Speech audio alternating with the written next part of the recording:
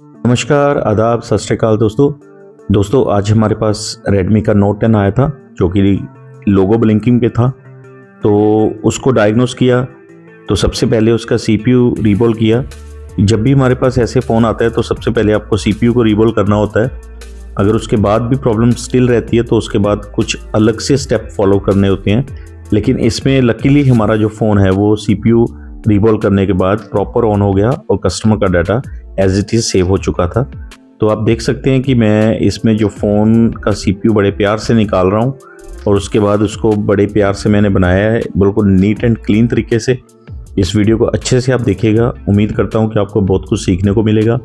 और जितने भी मेरे टेक्नीशियन भाई इस चैनल को फॉलो करते हैं, देखते हैं, तो काइंडली इसको सब्सक्राइब ज़रूर करें और कोशिश करें कि इसको लाइक करें और अपने दोस्तों के साथ शेयर करें। Thank you so much and watch the video.